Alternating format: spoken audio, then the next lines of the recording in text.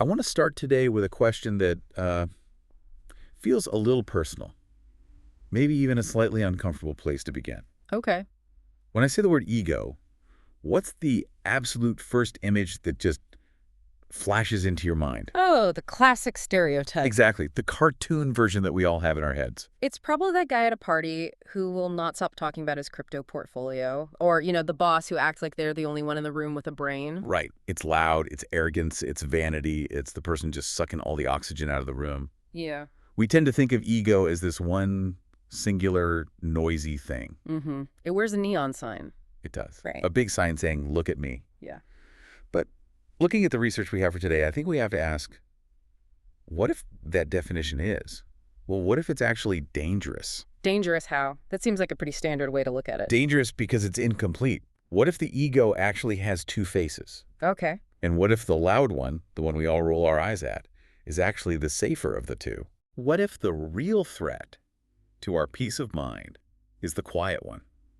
The one that, hides behind logic and independence, and maybe even being humble. Now that is a hook. So you're suggesting that while we're all busy watching out for the loud show-off, the real architect of our problems is operating silently in the background. That is exactly where we're going.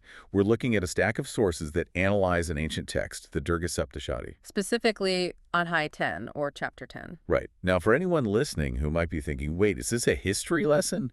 Is this mythology? Just hold on for a second. Please stick with us on this. Because the sources we're unpacking today frame this text not as some ancient battle story, but as a highly sophisticated symbolic psychological map. And honestly, that is the most productive way to engage with a text like this. If you Oh. read it literally, sure, it's a war with demons, swords, chariots. It's entertaining for sure. Absolutely. But maybe not life-changing on a Tuesday morning. But if you read it symbolically, as our analysts suggest, it just transforms. It becomes a guide to the internal architecture of the human mind. So it maps out how we trip ourselves up. Exactly. And, crucially, how we find our footing again. It's less about monsters under the bed and more about the monsters in our heads. It really creates a framework for understanding our own psychology. It does. So let's set the scene. We're dropping into this narrative at a very specific moment. The text describes the aftermath of a massive victory. There was this enemy, Raktabij. We're not covering him deeply today, but the context is that he was the multiplier. Right. Every drop of his blood created a clone of himself. He was basically chaos personified. In the psychological map, what did he represent? The proliferation of desires, all that noise, the constant "I want this, I need that" chatter that just fills our brains. And he's just been defeated. The battlefield has gone silent.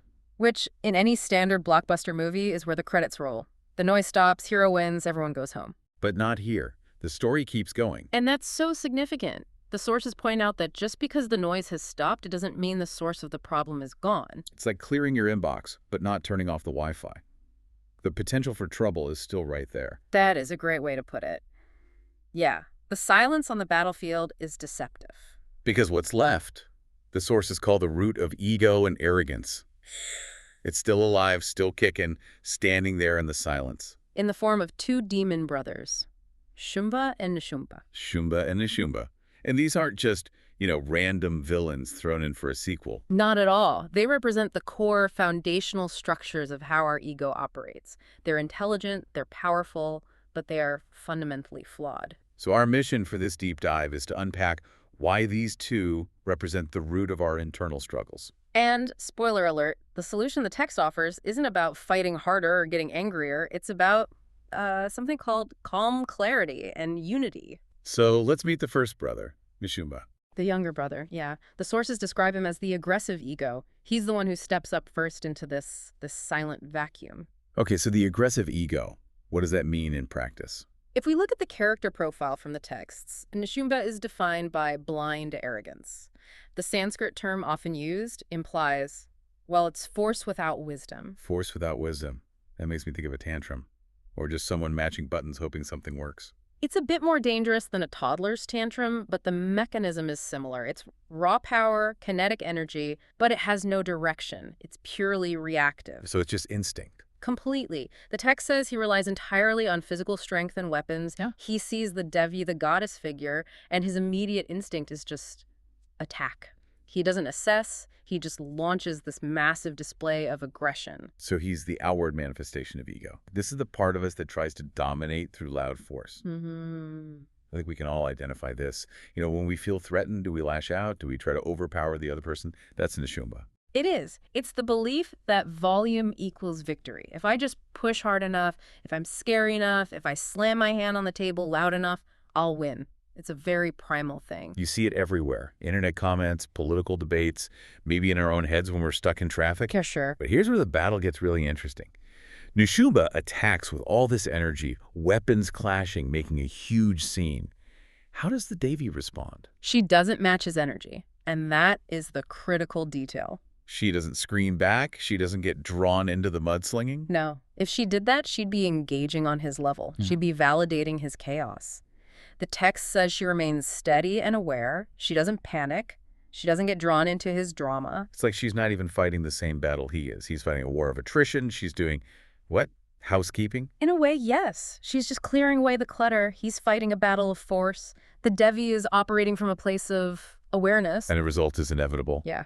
With calm strength, she destroys him. There is this massive aha moment in the analysis that I really want to drill down on. Okay. The sources point out that problems driven by arrogance, these Nishumba-style problems, they look incredibly strong on the outside. Oh, yeah, they're loud, they're scary, they take up all the space. But the text describes them as brittle. Brittle is the perfect word. Think about glass. Glass is hard, it can cut you, it seems impenetrable. Right. But if you hit it at just the right frequency or apply steady pressure, it shatters. It doesn't bend. It can't adapt. Because there's no real foundation. Exactly. Aggressive ego isn't based on reality or wisdom. It's based on insecurity. It's a facade. So when it's faced with calm clarity, which is what the Devi represents, it just doesn't have a defense mechanism. It collapses. So the fragility of the aggressive ego, it looks like a fortress, but it's really a house of cards. Correct. And that's a comforting thought when you're dealing with a loud bully, or even your own sudden anger. It feels overwhelming, but it's actually the weaker force. It just burns out. So Nishumba falls. The loud, aggressive brother is gone. And again, you'd think, okay, surely the battle's over now. Right. We beat the noise, we beat the aggression. But we still have the survivor. The other brother, Shumba. And this is where we get into the really deep water. Because Shumba is different. He isn't just a clone of his brother, he's the dangerous one. The text says he's furious, his brother is dead, obviously, but the sources highlight another emotion. He's confused. Confused. That's an odd reaction for a demon warlord, isn't it? Usually it's just vengeance. Very odd. Why on earth is he confused? Because his entire worldview is being challenged. See, Shumba represents the subtle ego. A subtle ego. Yeah, and if Nishumba is the guy shouting at the bar, Shumba is the cold, calculating CEO who thinks he built the company entirely by himself with his own two hands in a total vacuum. Okay, so let's unpack this. Because Nishumba is easy to spot. He's loud. We know when we're being aggressive. But Shumba seems trickier. Much trickier. He's camouflaged. He's harder to identify because he hides behind logic. He hides behind what looks like independence. The sources describe his core flaw as the I am alone feeling. The I am alone feeling. Or, as I like to call it, the solo credit trap. Oh, I like the example the source gave for this. It's kind of funny, but also stinging. Yeah. It's the mindset of someone saying, I did everything alone. I am a self-made success. Right. While they're standing on a road built by other people, wearing clothes made by other people, using a language taught to them by their parents. Precisely. It's selective memory on a grand scale. The ego loves solo credit. It wants to believe it exists in a vacuum. I did this. This is mine. I don't owe anyone anything. Exactly. It completely ignores the intricate web of support systems that actually make our existence possible. It's like a toddler thinking they cooked dinner because they put the placemats on the table. That's a very apt analogy. Yeah. And it's not just about taking credit, it's deeper. Shumba's flaw isn't physical weakness, it's that he has a separation mindset. He literally cannot understand unity. So for him, power has to be separate and individual to even count. Yes. If he isn't doing it alone, it's not real power. If he has help, he thinks he's cheating.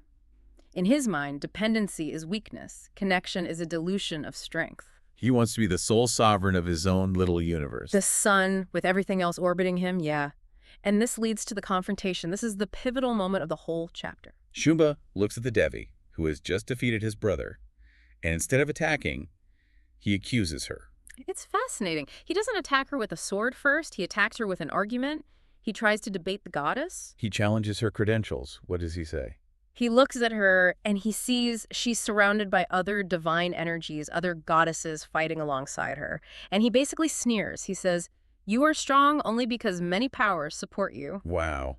You're only winning because you have backup. And then he challenges her, "Fight me alone if you are truly powerful." He's actually calling her out for having a team. He thinks having a team makes her weak. But look at what that reveals about him. He thinks being connected is a flaw.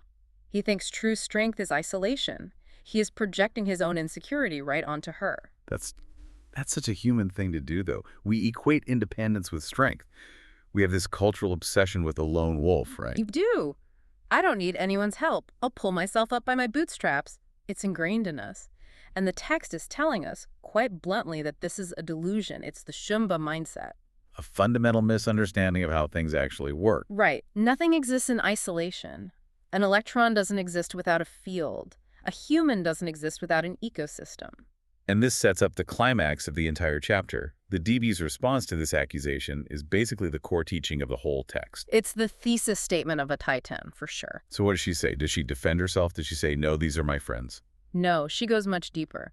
She replies very calmly, "I am one. All these powers are my own expression." I am one. And then the text describes this incredible visual moment. All those different goddesses, all those separate energies he was complaining about, they don't just step back, they dissolve. They dissolve into her. Into her body. In her body. They merge back into the source. And suddenly, she's standing there completely alone. Undivided. That is such a powerful image. It's almost cinematic. She's basically saying, you think these are separate from me. You think this is a team. No, they are me. Exactly. She is demonstrating the reality of unity. Shumba sees separation. He sees us versus them. The Devi sees oneness. She's showing him that what looks like help is actually just her own wholeness expressing itself. So Shumba gets his wish. He wanted to fight her one-on-one. He gets exactly what he asked for, the final clash. He fights her one-on-one, and he loses. And let's talk about why he loses, beyond the obvious. What's the philosophical lesson here? The lesson is that he doesn't lose because he lacked physical strength. The text is clear. He was a powerful warrior. He loses because of his separation mindset. A limited, isolated... Right. An ego that thinks it's cut off from everything else naturally can't stand against something that represents inner completeness and awareness. It's a matter of scale, almost. Think of it like trying to fight the ocean with a bucket. I like that analogy. The Devi represents the ocean, that vast, interconnected wholeness.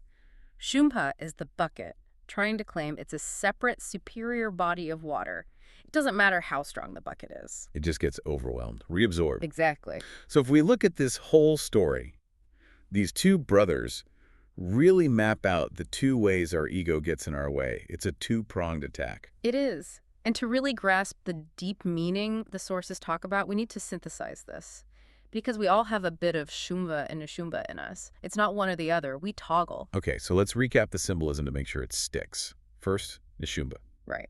Nishumba is force without wisdom. That's the reactive anger, the need to dominate, the loud insecurity, the glass fortress. And then Shumba. Shumba is the I am alone feeling.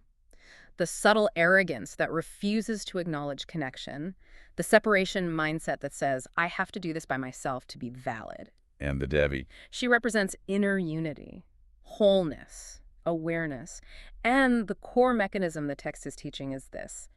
Ego falls when awareness rises. Ego falls when awareness rises. Yeah. That's the bumper sticker right there. But how does that work in practice? That sounds great on a podcast, but when I'm angry, it's hard to remember. It is hard. But notice that the text emphasizes this isn't about physical violence. It's an internal process. When you bring awareness to your anger, the Nishumba part, what happens? Usually, if I actually stop and look at why I'm angry, the anger kind of loses its steam. It feels a bit silly. It dissolves. It can't survive scrutiny. And when you bring awareness to your feeling of isolation, the Shumba part, and realize, wait, I'm actually connected to a larger whole, I have support, that ego structure collapses too. It stops being a fight. Precisely. It's not about beating the ego into submission. You don't fight the darkness, you just turn on the light. When the realization of unity happens, the conflict just ends. The text mentions that, right? That when the battle ends, peace begins. The battlefield became peaceful forever. That's the promise. When we stop operating from these two faces of ego, we naturally return to a state of peace. Peace isn't something you have to go out and buy. It's what's left when the ego noise stops. I think the real-world application here is huge, especially for something like burnout. We talk about burnout all the time. Oh, absolutely. We're constantly told to be self-made, to hustle, to do it on our own. And if we need help, we feel like failures. That's purely Shumpa talking. It is. The moral of Adhyay 10 is that true power comes from unity. When we realize we aren't solo acts, but that we're connected to a support system, to society, to nature, that is when the struggle ends. And it's funny because admitting you need help is often seen as weakness in our culture. It's viewed as a deficit. Yeah. But this text is saying that acknowledging that connection is actually the ultimate strength. Precisely. The I am alone mindset is fragile. It's exhausted. It's carrying the weight of the world on one pair of shoulders. The I am connected mindset is invincible because the weight is shared, it flows, it's resilient. It really flips the script on how we usually handle stress. Usually when I'm stressed, I isolate. I hunker down. I try to force my way through it. A little bit of Nishimba, a little bit of Shimba, we all do it. We try to force a solution, or we withdraw and refuse help. And the text invites us to do the opposite, to remain steady and aware. To remember we aren't fighting the world alone. So as we wrap up this deep dive, let's bring it back to that silent battlefield.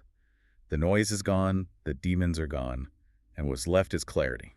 That is the goal. The battle in Adhyay 10 is a lesson that calm strength wins over loud force. It's a reminder that the loudest voice in your head or in the room isn't necessarily the strongest. I want to leave you with a thought to mull over. We talked about Shumba representing that part of us that demands credit for doing things alone. The solo credit trap. Right. So here's the question. How often do we create our own stress? Simply by refusing to acknowledge the support systems we actually have. How much easier would your current challenge be if you stopped trying to be Shumba, fighting a one-on-one battle, and realized you have an entire army of support already around you? That's the shift from separation to unity. And that is where the peace is found. A huge thank you to the authors of the breakdown of the Durga Saptsati. It's amazing how a story about demons can feel so relevant to modern psychology. It really is timeless wisdom. It reminds us that the battle is internal, but the victory is universal. So next time you feel that urge to scream like Nishumba or isolate like Shumba, just take a breath, look for unity instead of separation. Thanks for listening, and we'll see you in the next deep dive.